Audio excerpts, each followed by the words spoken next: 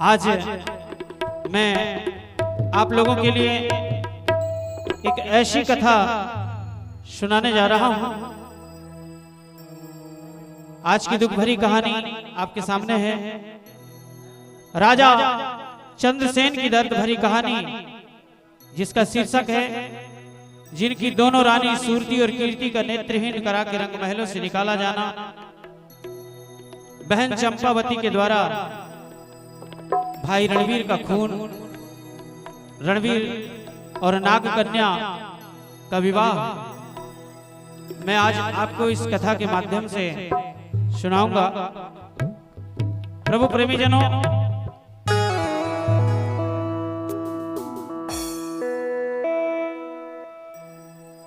और मैं आप लोगों को बता दूं कि मैं कोई ज्यादा बड़ा ज्ञानी और पहुंचा पुरुष तो हूं नहीं, लेकिन अपनी मति के अनुसार इस कथा को आपके सामने रखने जा रहा हूं।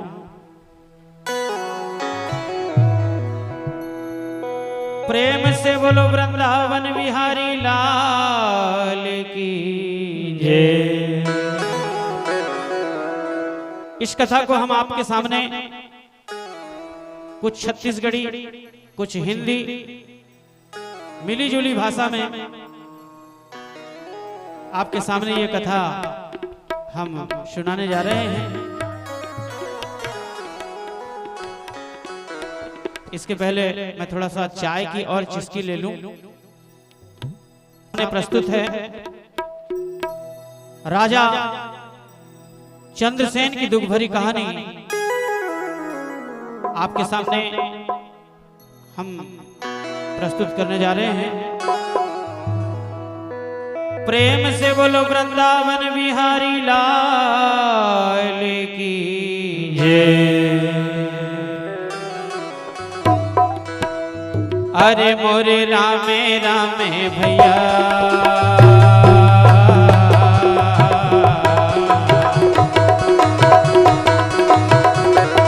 मोरे रामे रामे भैया।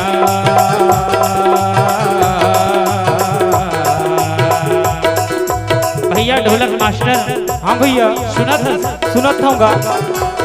मोरे हरि भजन ला गालेगा मोर भाई, मोरे हरि भजन ला गालेगा मोर भाई। मोरे राम भजन ला गालेगा मोर भाई, मोरे राम भजन ला गालेगा मोर भाई। अरे प्रतापगढ़ में भैया,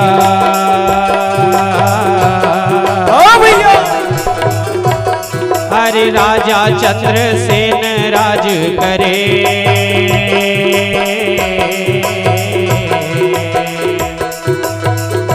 भैया रागी, हाँ भैया। अरे पश्चिम दिशा में प्रतापगढ़ नाम के नगर, जहां पर एक राजा चंद्रसेन नाम के राजा राज करे होगा। अरे जी घर दोठन रानीगा मोर भाई, अरे जी घर दोठन रानीगा मोर भाई। अरे जी घर दोठन रानीगा मोर भाई, अरे जे कन दोठन रानीगा मोर भाई। मोरे हरि भजन ला गालेगा मोर भाई, मोरे हरि भजन ला गालेगा मोर भाई। मोरे हरि भजन ला गालेगा मोर भाई, मोरे हरि भजन ला गालेगा।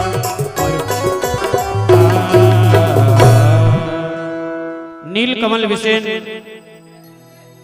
नीलकमल जी सिंधे धरपीवाड़ा, आपकी ओर से सादर 20 रुपए की अरदास पहुंची। धन्यवाद। भैया रागी, हाँ भैया। अरे पश्चिम दिशा में प्रतापगढ़ नाम के नगर, जहां पर एक राजा चंद्रसेन नाम के राजा राज करे। भैया रागी सुन ले ध्यान लगा करके। हाँ भैया। अरे है जे खरदो रानी, ओ अरे बड़े रानी के नाम है सूरती और छोटे रानी के नाम है कीर्ति। अरे राजा चंद्रसेन के दो रानी है भैया, हो। बड़े के नाम है सूरती और छोटे के नाम है कीर्ति। हो भैया। राजा चंद्रसेन एक ऐसे कुशल राजा है जेकर राज में प्रजा सब बात से बिल्कुल सुखी हैं। लेकिन राजा के राज्य में एक चीज की कमी है भैया।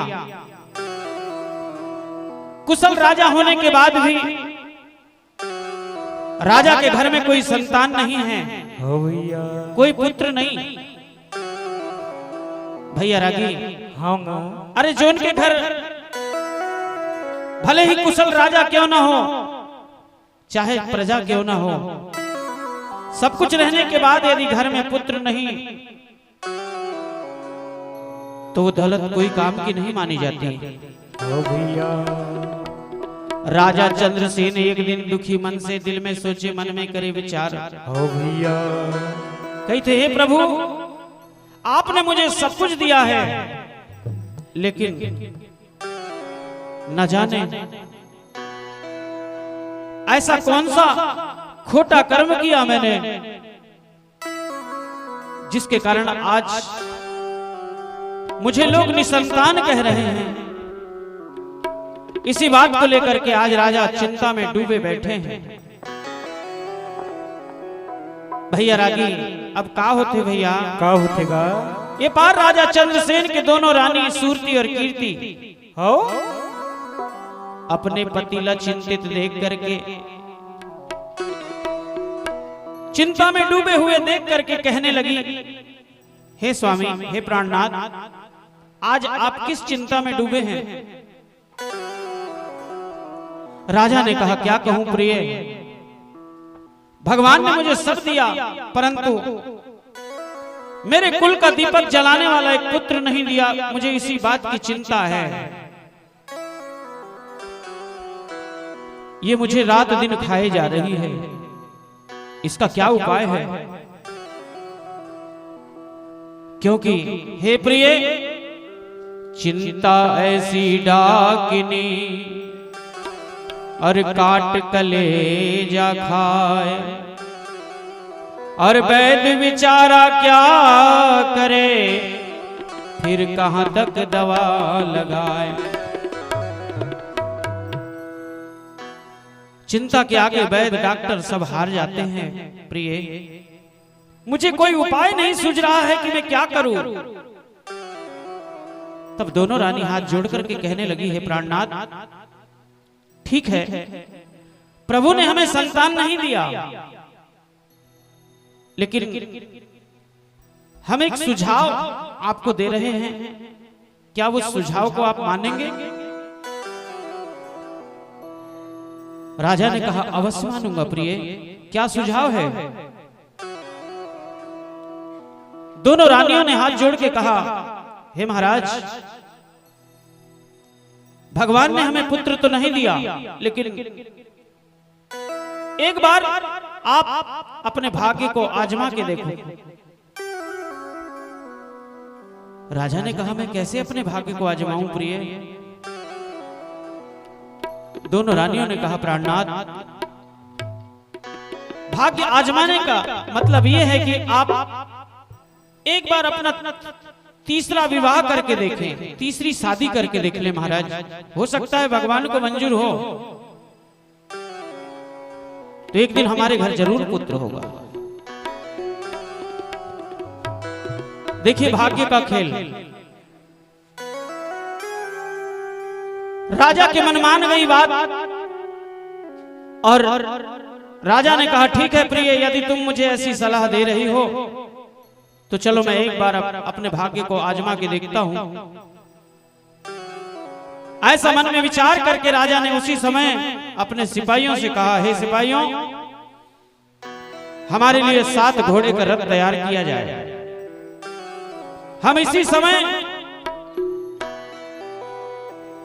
अपनी तीसरी शादी करने के लिए अपने राज्य को छोड़ करके जाएंगे।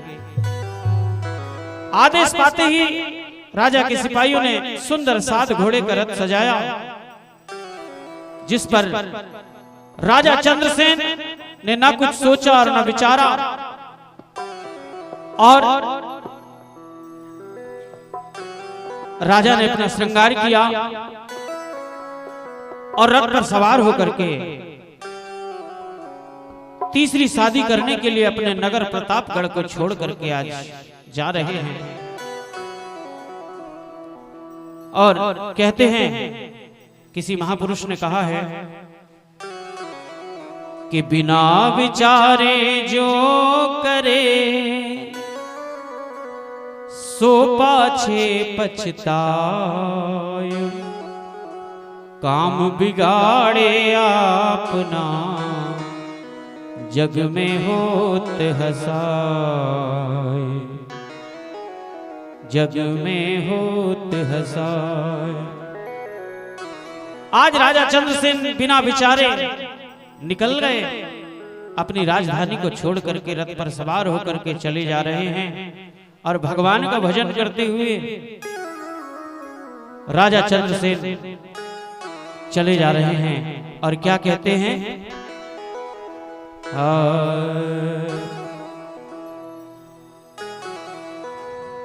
तै अकेला जाबे रे जुड़हन समोर, जाए के बेरा तै अकेला जाबे, तै अकेला जाबे रे जुड़हन समोर, जाए के बेरा तै अकेला जाबे, तै अकेला जाबे रे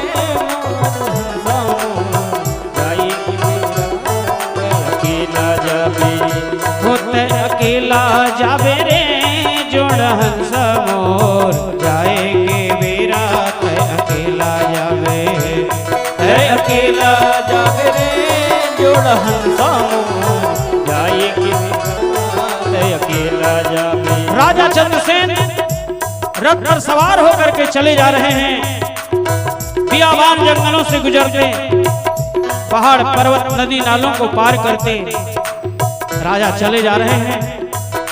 जेठ का महीना है, कड़ाके की धूप तप रही है और राजा चले जा रहे हैं। चलते चलते आज राजा को दोपहर का समय हो गया, मारे प्यास के कंठ सूखा जा रहा है, फिर भी भगवान के नाम का गुणानुवाद गाते चले जा रहे हैं। कहते हैं, तै अकेला जाबे रे जोड़हन समोर, जाए के बेरा तै अकेला जाबे, तै अकेला जाबे रे जोड़हन समोर, जाए के बेरा तै अकेला जाबे, जाए के बेरा तै अकेला जाबे, जाए के बेरा तै अकेला जाबे, जाए के बेरा तै। राजा चंद्रसेन पहाड़ पर्वत नदी नालों को पार करते, बियाबान जंगलों से गुजरते अपनी प्रतापगढ़ नगरी से बहुत दूर चले गए। जेठ का महीना है, कड़ाके की धूप तप रही है। अचानक राजा को प्यास ने सताया और पानी की तलाश में राजा वन वन भटकने लगे। राजा सोचते हैं कि मुझे कहां पानी मिले और मैं कहां जाकर के अपनी प्यास बुझाऊं। राजा की दृष्टि एक सरोवर पर पड़ी, जहां जाकर के राजा ने अपनी प्यास बुझाई। राजा ने सोचा कि दोपहर का समय है, मुझे विश्राम कर लेना चाहिए। एक बट का वृक्ष था, उस बट वृक्ष के नीचे अपने रथ को रोक करके राजा चंद्रसेन उस बट वृक्ष के नीचे विश्राम करने लगे। अब देखिए विधि का खेल। जिस घने वन में राजा आज पहुंचे हुए हैं, उस वन में एक निशाचरी रहती थी। उस निशाचरी ने जब दूर से देखा कि एक गुणवान राजा इस घने वन में आया हुआ है, लेकिन नहीं, यदि मैं निशाचरी स्वरूप बना करके राजा के पास जाऊंगी तो हो सकता है राजा अपने धनुष में बाण चढ़ा ले, इसलिए मुझे कोई छल करना चाहिए। उस निशाचरी ने छल करके अपना स्वरूप को इतना सुंदर बना लिया, सुंदर महामाया रूप धारण कर ली और सुंदर रूप बना करके घने वन में रुदन करने लगी। ये रोती बिलखती आवाज राजा के कानों तक पहुंची। राजा ने सोचा कि इस घने वन में कौन रो रही है, चल करके देखना चाहिए। राजा उस महामाया रूपी निशाचरी के पास पहुंचे और कहने लगे कि हे कन्या, तुम कौन हो और क्यों रो रही हो? तब उस महामाया रूपी राक्षसी ने कहा, हे महाराज, मैं भी एक राजा की कन्या हूं, लेकिन मैं अपने पिता के साथ इस वन में भ्रमण करने आई हुई थी। एक निशाचर के साथ युद्ध में मेरे पिता मारे गए। तब से मैं बिल्कुल अनाथ इस वन में दर दर की ठोकरें खा रही हूं। राजा ने दिल में सोचा कि क्यों ना इस कन्या को ही मुझे अपनी पटरानी बना लेना चाहिए।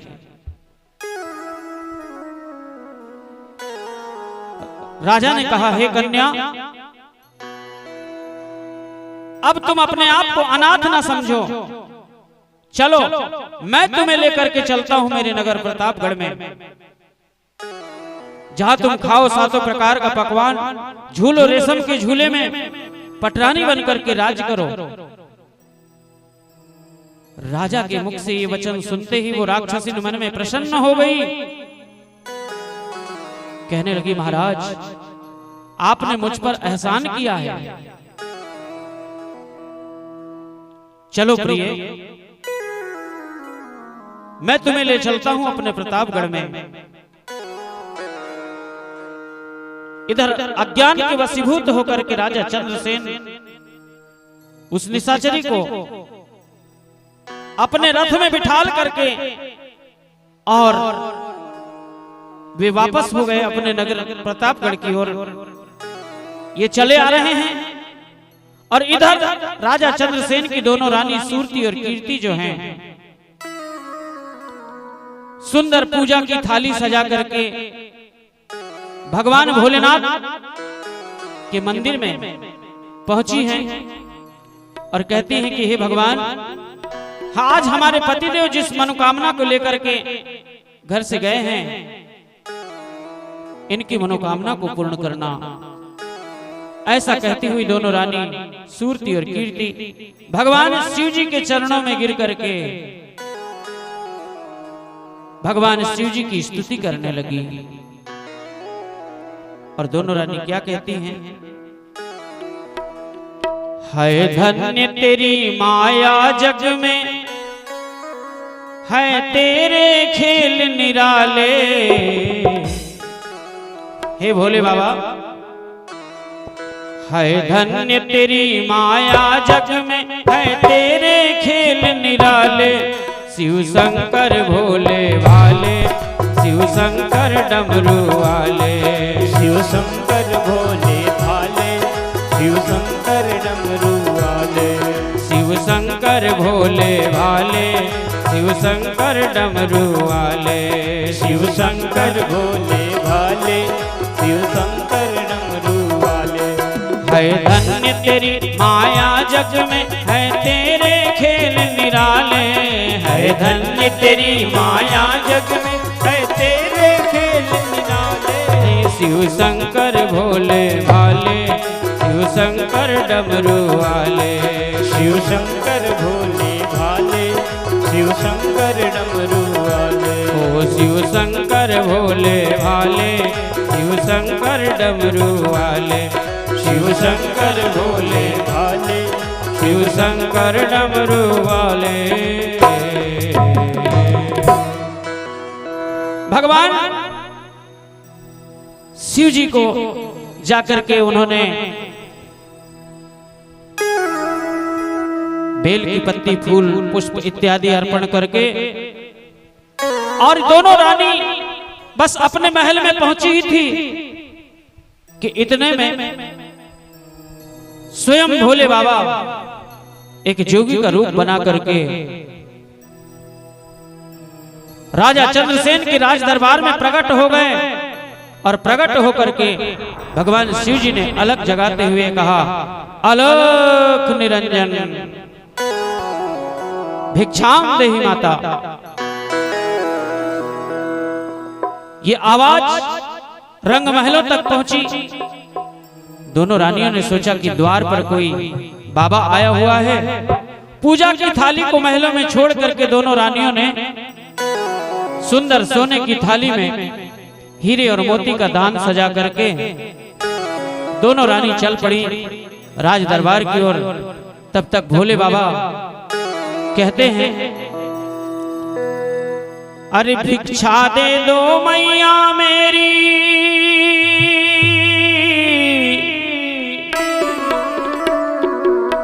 हे मां भिक्षा दे दो मैया मेरी, इच्छा पूरी होगी तेरे द्वार खड़ा एक जोगी, तेरे द्वार खड़ा एक जोगी, तेरे द्वार खड़ा एक जोगी, तेरे द्वार खड़ा एक जोगी। भिक्षा दे दो मैया मेरी, भिक्षा दे दो मैया मेरी, इच्छा पूरी होगी तेरे द्वार खड़ा एक जोगी, तेरे द्वार खड़ा एक जोगी रे, तेरे द्वार खड़ा एक जोगी। अलग जगाते हुए बाबा कहते हैं, मैया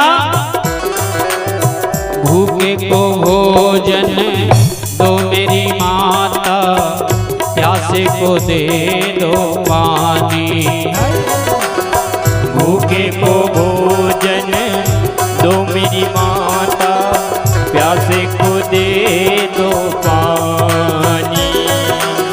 सत्य वचन को कभी ना भूलो, राजा हो या रानी, सत्य वचन को कभी ना भूलो, राजा हो या रानी। हे मां भिक्षा दे दो मैया मेरी,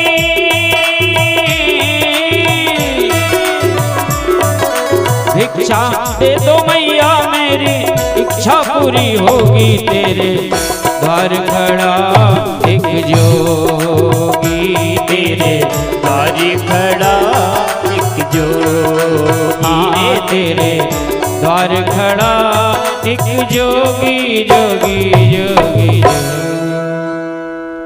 तब तक दान की थाली लेकर के दोनों रानी बाबा के पास पहुंची।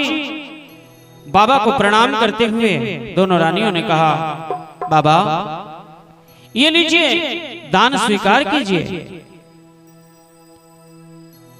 लेकिन बाबा ने कहा, हे माता मुझे लग रहा है कि तुम प्रसन्न चित्त होकर के मुझे दान नहीं दे रही हो, तुम्हारा चित्त उदास है, कारण क्या है? इतना क्या कहना। इतना सुनते ही दोनों रानियों के आंखों में आंसू भर आए। हिलकियां भर करके दोनों रानी आज रो पड़ी हैं और कहने लगी, बाबा क्या कहें, हमारा चित्त उदास इसलिए है, क्या हमारे पतिदेव जिस मनोकामना को लेकर के घर से गए हुए हैं बाबा, उनकी मनोकामना पूरी होगी या नहीं? क्योंकि भगवान ने हमें सब दिया, लेकिन एक पुत्र नहीं है बाबा। बस इसी बात की चिंता हमें खाई जा रही है। जब बाबा ने इतना सुना तो उन्होंने निकाला अपने कमंडल का अमृत जल, बीज मंत्र पढ़ करके उस जल को सुसज्जित किया और दोनों माताओं से कहने लगे, हे देवी इस जल को अमृत जल समझ करके पी लो। दोनों रानियों को क्या पता है कि आज ये बाबा कौन हमारे द्वार पर आया हुआ है। वो कोई साधारण बाबा नहीं थे, वो तो स्वयं साक्षात कैलाशपति भगवान भोलेनाथ थे। दोनों रानियों ने अपने हाथ में अमृत जल लिया और भगवान का नाम लेकर के दोनों ने जलपान कर लिया। जलपान करते ही दोनों रानी गर्भवती हो गई भगवान भोलेनाथ की कृपा से। अब बाबा कहते हैं देवी मुझे जाने की आज्ञा दीजिए।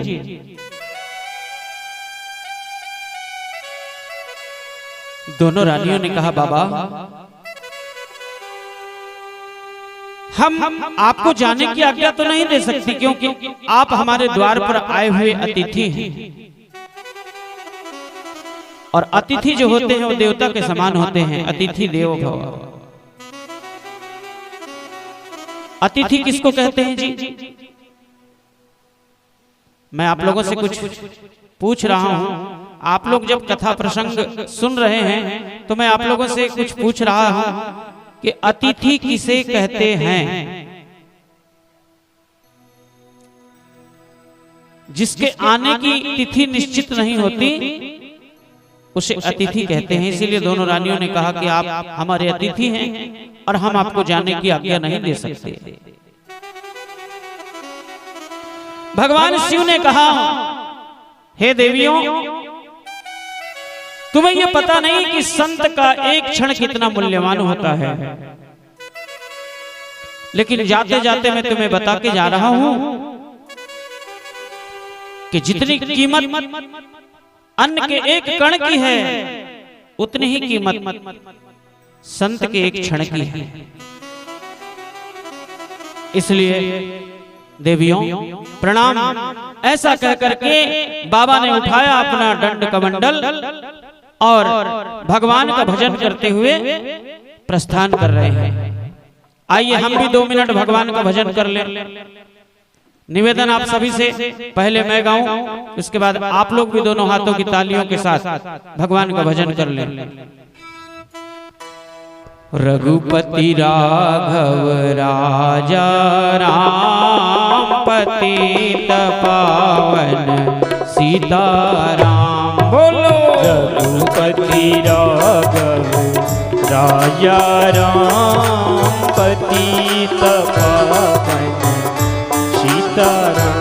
सभी माताएं बहनें सभी लोग भजन करेंगे।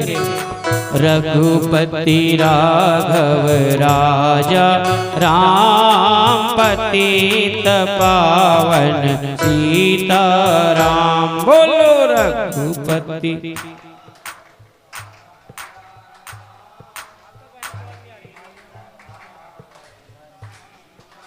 ये आवाज तो हमारे भाई लोगों की ओर से आ रही है, लेकिन हमारी बहनें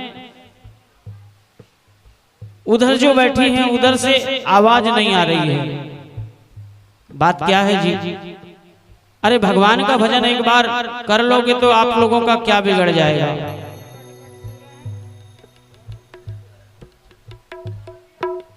सब कुर्सी में बैठ बैठ करके नींद मार रहे हैं क्या?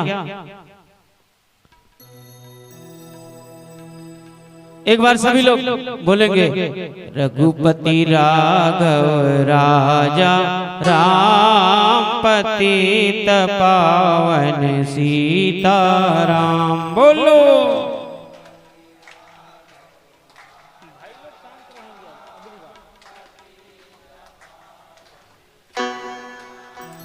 देखिए, मुझे फिर भी आभास हो रहा है कि हमारी बहनें जो हैं वो भजनों में कंजूसी कर रही हैं।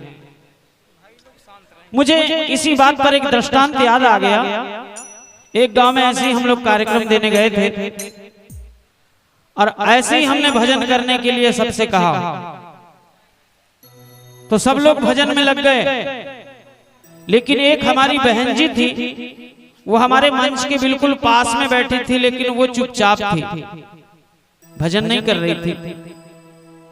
तो हमें लगा कि भगवान के भजनों से बहन जी आखिर नाराज क्यों हैं। लेकिन हमें बाद में पता चला कि वो बहन जी के पति का नाम था राजा राम और जेठ का नाम था सीताराम। अब नाम ले तो कैसे ले जी, एक तरफ नाम लेती है तो पति का है और दूसरे तरफ नाम लेती है तो दोनों तरफ धर्म संकट। लेकिन वो बहन जी थोड़ी देर के लिए तो खामोश रही, उसके बाद तुरंत उन्होंने अपने दिमाग से काम लिया। वो कैसे काम लेती है? सब कह रहे हैं रघुपति राघव राजा राम पति तपावन सीताराम, तो वो क्या कह रही थी अपनी पवारी भाषा में? रघुपति राघव छोटिया को अज्जी ना पति तपावन गुडिया को अज्जी। अरे भजन इतना जबरदस्त जमा, हमको भी बहुत आनंद आया। तो मैं कहूंगा कि यदि किसी बहन जी के पति का नाम राजा राम या जेठ का नाम सीताराम हो तो आप नाम तो नहीं ले सकते, लेकिन इतना तो कह सकते हो ना कि गुड्डू के पापा राम राम, इतना तो बोल सकते हो। तो एक बार चलिए दोनों हाथ उठा करके भजन। रघुपति राघव राजा राम पति तपावन सीताराम। बोलो रघुपति राघव राजा राम पति तपावन सीताराम। कौशल्या के प्यारे राम दशरथ राज दुलारे राम। कौशल्या के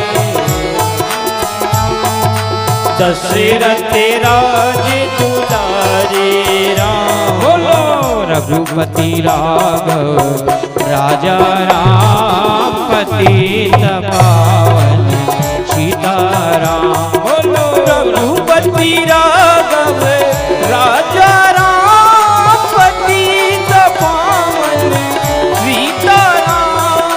रघुपति राघव राजा राम पति तपावन सीताराम।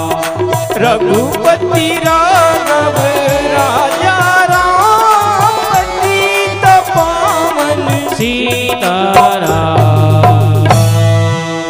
बोलो कौशल किशोर भगवान की जय हो। राजा राम का नाम लेते भगवान भोलेनाथ कैलाश को चले गए। इधर दोनों रानियों को क्या पता कि भगवान शिव जी की कृपा से हम गर्भवती हो गई। ये पड़ी हैं अपने महलों में। इधर अज्ञान के वशीभूत होकर के राजा चंद्रसेन एक राक्षसिन को अपनी पटरानी बना करके पहुंचे अपने नगर प्रतापगढ़ में। जब नगरवासियों ने देखा उस महामाया रूपी निशाचरी के स्वरूप को, माया के रूप को कोई न पहचान पाए कि ये कोई मायावी है। सब नगरवासियों ने मिलकर के राजा का स्वागत किया। राजा ने आदेश किया कि हे नगरवासियों, आज हमारे नगर प्रतापगढ़ को दुल्हन की तरह सजा दिया जाए। नगर में बाजे बजने लगे, पटाखे फूटने लगे, बड़े धूमधाम के साथ राजा ने उस महामाया रूपी निशाचरी के साथ फेरे लिए। विवाह संपन्न हुआ और बड़े आनंद पूर्वक उस मायावी कन्या के साथ राजा रहने लगे। दिन बीत रहे हैं, दिन को कौन पूछे, महीने बीत गए। एक दिन वो महामाया रूपी राक्षसिन ने क्या सोचा, अर्धरात्रि का समय था, मन में विचार करने लगी। कहती है, धन्य है प्रभु, पहले मैं वन में रह करके ऋषि मुनि महात्माओं को अपना आहार बनाती रही, इतने में मेरा पेट नहीं भरा, तो आज तूने मुझे एक नगर में भेज दिया। पहले तो मैं इस नगर के जितने भी पालतू पशु हैं इनको अपना आहार बनाऊंगी। इसके बाद यहाँ का एक भी मनुष्य मुझसे बच करके नहीं जा सकता। ऐसा मन में संकल्प ले लिया उस महामाया रूपी राक्षसी ने। एक दिन की बात थी, देखा कि सब लोग सो रहे हैं, आधी रात का समय है। सुंदर महामाया रूप को छोड़ करके उस राक्षसी ने अपना असली स्वरूप लिया और चल पड़ी जहां पर हजारों की तादाद में राजा चंद्रसेन के घोड़े बंधे हुए हैं घुड़साले में। घुड़साले में जाकर के एक साथ उस राक्षसी ने 10-50 घोड़ों को मार गिराया और उनका आहार करने के बाद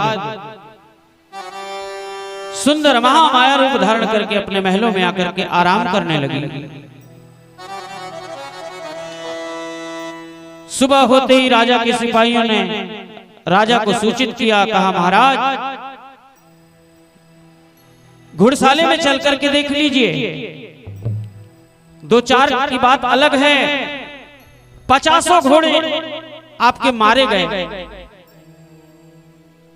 राजा ने कुछ भी ध्यान नहीं दिया।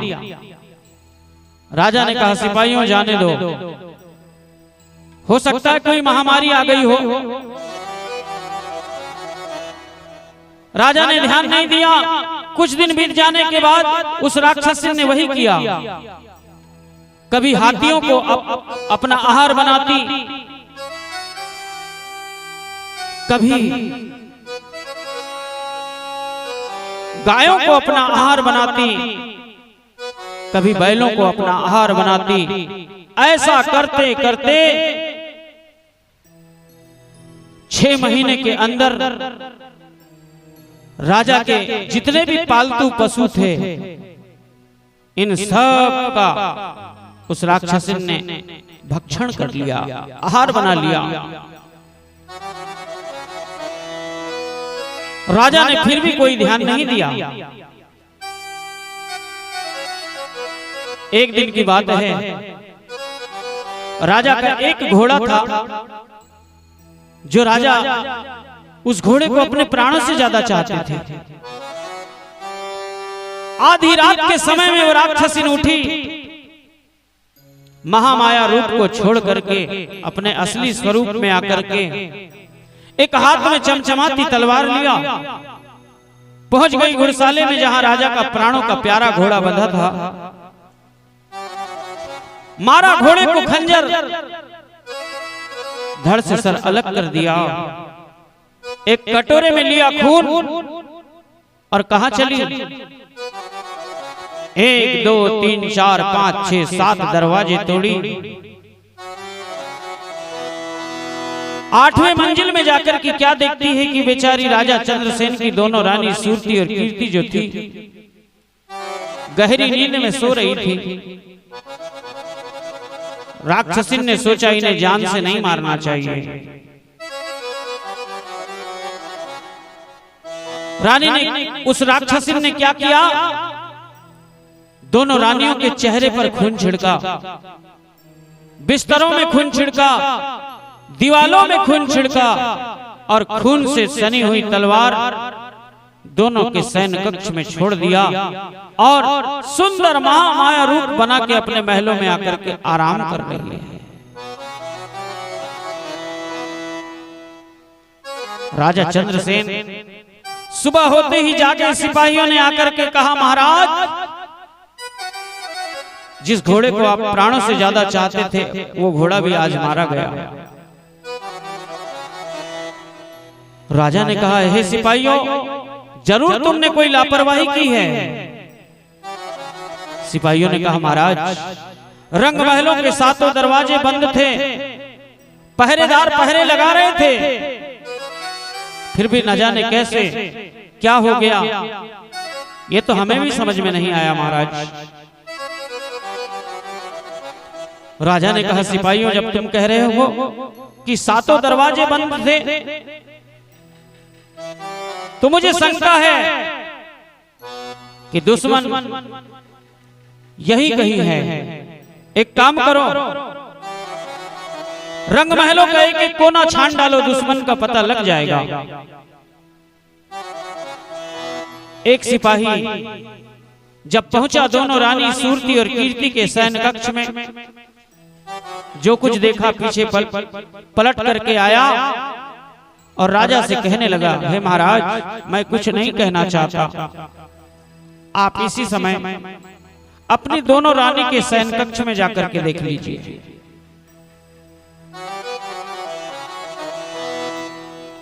राजा दोनों रानियों का नाम सुनते ही क्रोधित हो गए। अपने क्रोध को नहीं संभाल सके और जब पहुंचे दोनों रानी के शयन कक्ष में, तो राजा ने क्या देखा?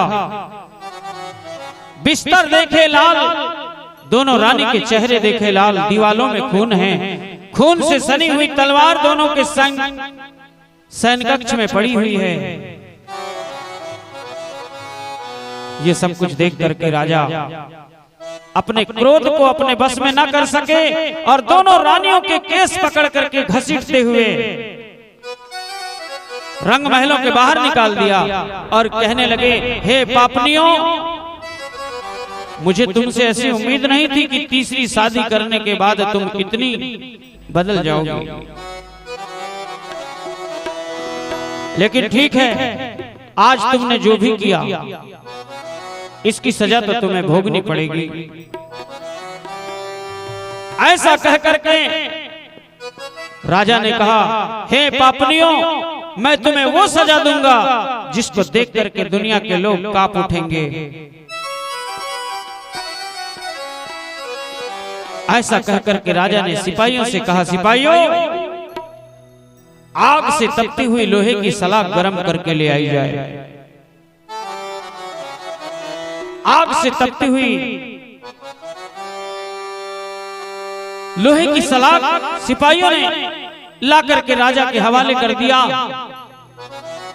राजा ने आओ देखा ना ताव, और वह आग से तपती हुई सलाख ले जा करके दोनों रानियों के आंखों में डाल दिया। बेचारी दोनों रानी नेत्रहीन हो गई, आंखों से अंधी हो गई। कर्म करे कौन और फल भोगे कौन?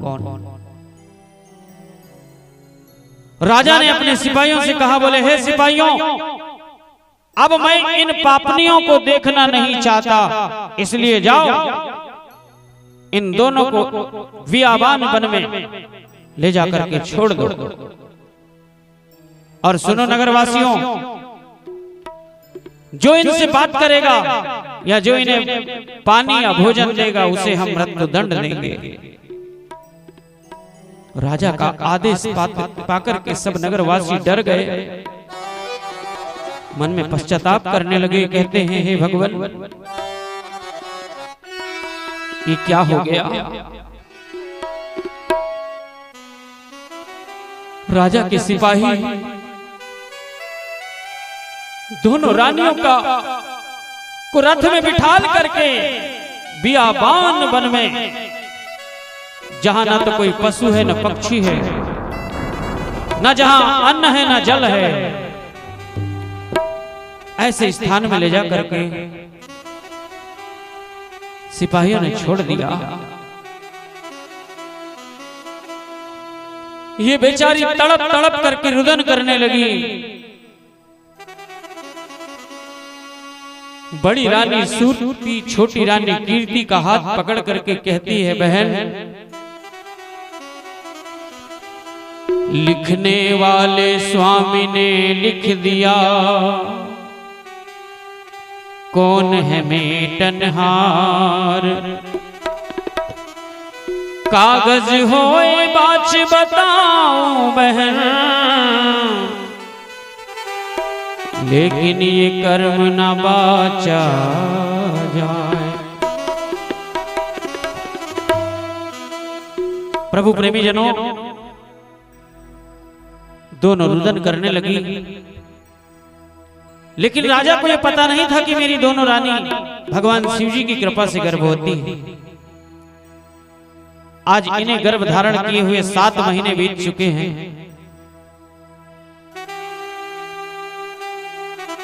वो तो महामाया रूपी राक्षसिन के माया में इतने लिप्त हो चुके थे कि अपना सब कुछ राजा भूल चुके थे।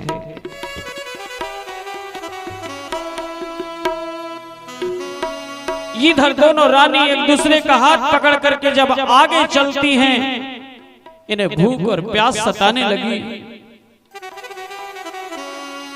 जब आगे चलने लगी तो कभी गड्ढे में गिर जाती हैं तो कभी कांटे गड़ जाते हैं। ऐसी आपत्ति और विपत्ति का सामना करती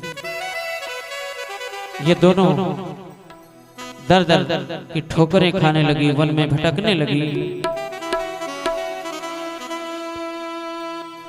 और रोती हुई दोनों रानी दर दर की ठोकरें खा रही है।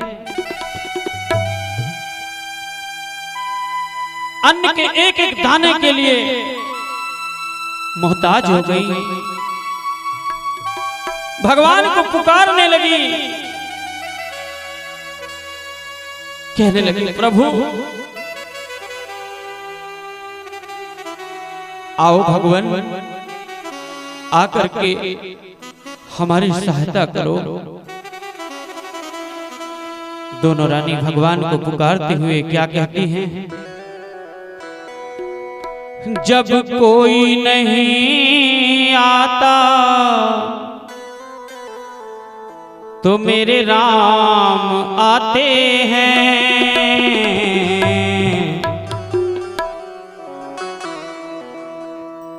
ये शब्द दोनों रानी भगवान से कह रही हैं और कहती है, प्रभु जब कोई नहीं आता तो मेरे राम आते हैं। मेरे दुख के दिनों में वो बड़े काम आते हैं। मेरे दुख के दिनों में वो बड़े काम आते हैं। मेरे दुख के दिनों में वो बड़े काम आते हैं। मेरे दुख के दिनों में वो बड़े काम आते हैं। जब कोई नहीं आता मेरे राम आते हैं। जब कोई नहीं आता मेरे राम आते हैं। मेरे दुख के दिनों में वो बड़े काम आते हैं। मेरे दुख के दिनों में वो बड़े काम आते हैं। वो मेरे दुख के दिनों में वो बड़े काम आते हैं। मेरे दुख के दिनों में वो बड़े काम आते हैं। हरि बोल।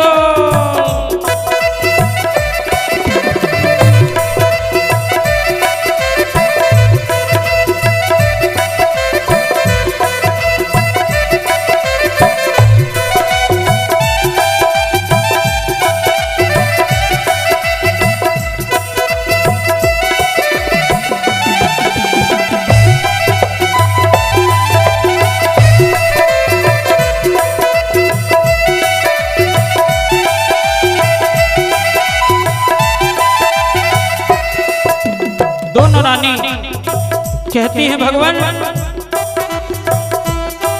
कोई याद करे उनको दुख हल्का हो जाए। कोई याद करे उनको दुख हल्का हो जाए। ओ कोई याद करे उनको दुख हल्का हो जाए। कोई याद करे उनको दुख हल्का हो जाए। कोई भक्ति करे उनकी वो उनका हो जाए। कोई भक्ति करे उनकी वो उनका हो जाए। वो कोई भक्ति करे उनकी वो उनका हो जाए। कोई भक्ति करे उनकी बिन बोले सब कुछ हो, ये बिन बोले सब कुछ पहचान जाते हैं, ये बिन बोले सब कुछ पहचान जाते हैं। वो मेरे दुख के दिनों में वो बड़े काम आते हैं, मेरे दुख के दिनों में वो बड़े काम आते हैं। जब कोई नहीं आता मेरे राम आते हैं, जब कोई नहीं आता मेरे राम आते हैं। वो मेरे दुख के दिनों में वो बड़े काम आते हैं, मेरे दुख के दिनों में वो बड़े काम आते हैं, मेरे दुख के दिनों में वो बड़े काम आते हैं, मेरे दुख के दिनों में वो बड़े काम आते हैं। सज्जनों, जिसका कोई नहीं होता उसका भगवान होता है। आज जगवालों ने भले ही दोनों रानियों का साथ छोड़ दिया हो, लेकिन भगवान के ऊपर जो आस्था रख करके चलते हैं, कहते हैं कि भगवान उन्हें अपने हृदय में स्थान देते हैं। दोनों पहाड़ पर्वत नदी नालों को पार करते चली जा रही हैं, चलते चलते पांव में छाले आ गए, भूख और प्यास से इतनी व्याकुल हैं कि अब चला नहीं जाता।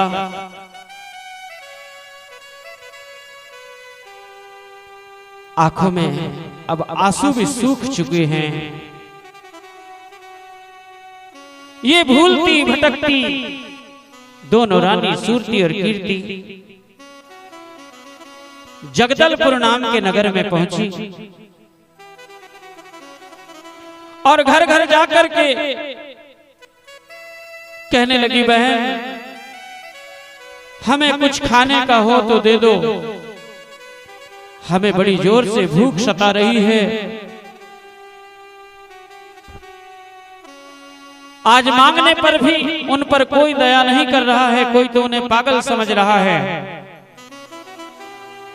कोई कहते हैं ये दोनों पागल हैं, इन्हें भगाओ,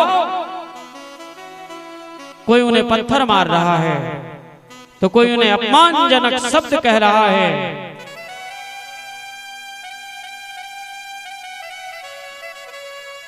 ये बेचारी घर घर अपमानित हो रही हैं, फिर भी भूख के लिए ये भिक्षा मांग रही है। और दोनों क्या कहती हैं, अरे दान देबे बहनी मोला, अंधी पसारे हाथों, सबोबर अंजोर हवे हमर बर रातो, दान देबे बहनी मोला, अंधी पसारे हाथों, सबोबर अंजोर हवे हमर बर रातो, दान देत बहनी मोला, अंधी पसारे हाथों, सबोबर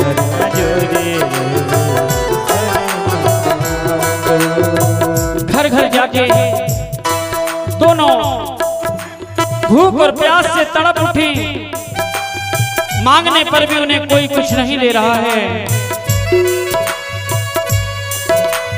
तब दोनों रानी कहती है, विधाता ये हमें क्या दिन दिखा रहे हो प्रभु, हे कोनो देते आना दो आना, कोनो देते गारी हो, अंधी के खातिर बहनी बने हन भिकारी हो, कोई देते आनंद आना, कोई देते गारी हो,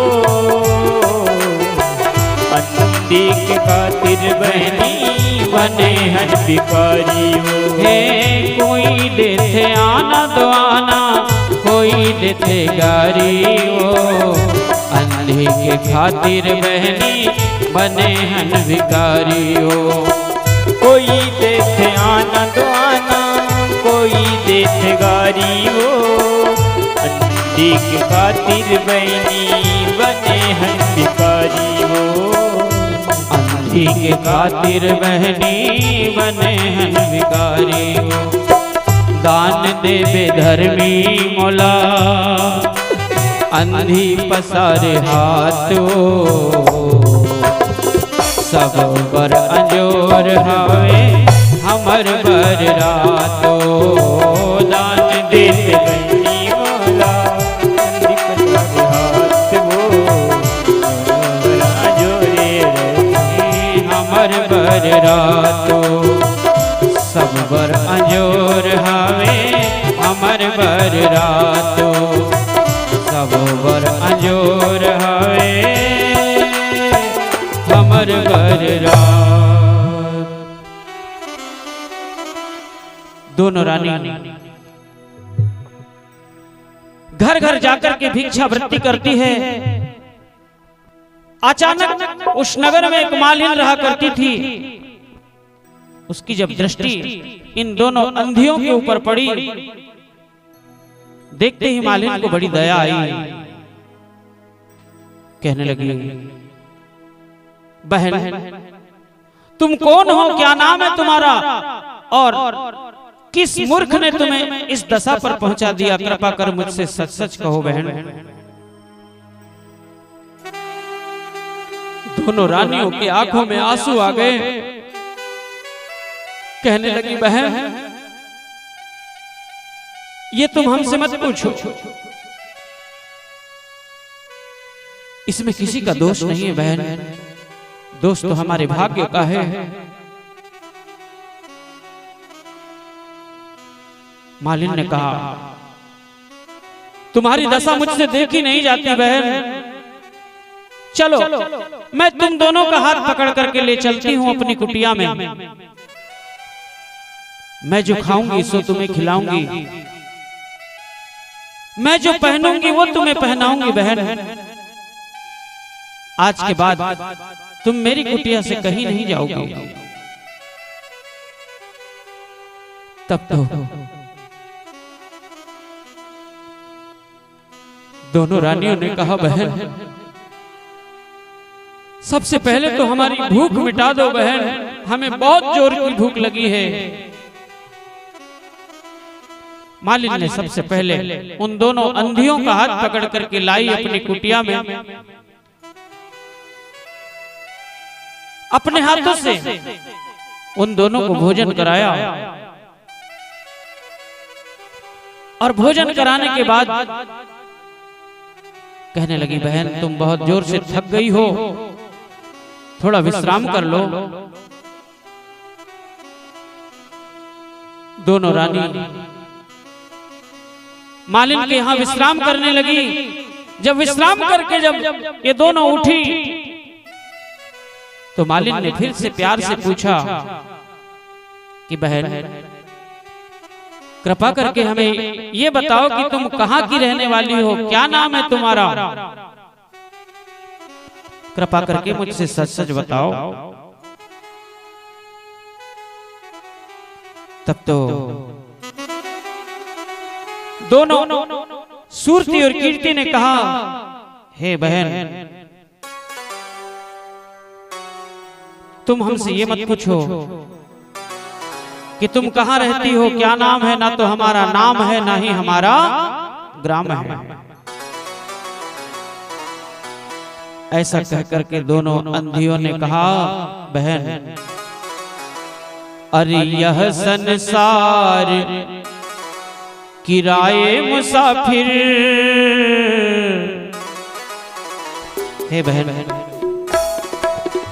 यह संसार किराए मुसाफिर, 2 दिन रहने आया है। यह संसार किराए मुसाफिर